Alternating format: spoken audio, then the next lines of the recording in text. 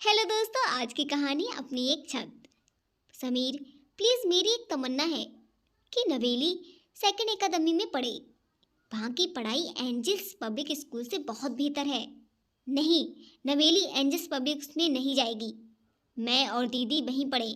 बंद करो अपने जीवन वकालत। इस घर में वही होगा जो मैं चाहूँगा। ये मेरा घर है। पति की इन दो टूक बातों से अवश बेबसी से रैना का आंखें भर आई। यूनिवर्सिटी की टॉपर, सरकारी महकमे क्लास 1 सीनियर ऑफिसर रैना घुट कर रह गई थी। अपने ही नीड में बात बात में समीर ही मेरा घर की टेर उसे भीतर तक छील कर रख देती थी। उसकी इच्छा, उसकी ख्वाहिश का कोई मेल नहीं था।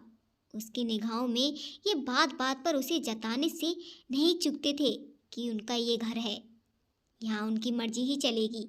शादी से पहले अपने हिसाब से कुछ करना चाहती तो माँ पापा उसे कहते, अपने घर जाओ, जो जी भर कर करना हो अपने मन की करना। अब शादी के बाद अपने घर आ गई तो बात बात पर समीर की दोहा सुननी पड़ती है। ये मेरा घर है, ये यहाँ मेरा कानून चलता है। तो आखिर उसका घर कहाँ है? मन की धरती डोल रही थी। शिद्दत से तनाव से इसके स्नायु तन पर आए और आंखों से आंसू बह निकले। थोड़ी देर रोकर उसका जी हल्का हुआ। बड़े बेमन से रसोई का काम निपटा कर वह अखबार खंगाल रही थी कि तभी उसने एक बिकाऊ घर के विज्ञापन को देखकर उसके मन में कुछ कौंधा।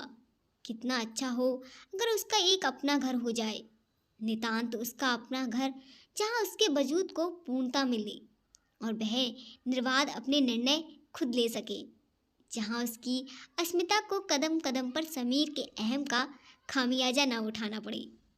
अपना एक आशियाना, अपनी एक छत, अपना एक ख्याल, इसके अंतर्मन में अनवरत खदबदा रहा था। उसकी परिणति हुई।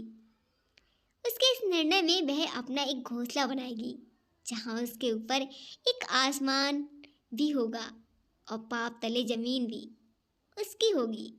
इस सोच ने उसे ताकत दी। एक अनोखी ऊर्जा और उत्साह से नवरेज होते हुए उसने कई प्रॉपर्टी एजेंट को फ़ोन खटखटाया।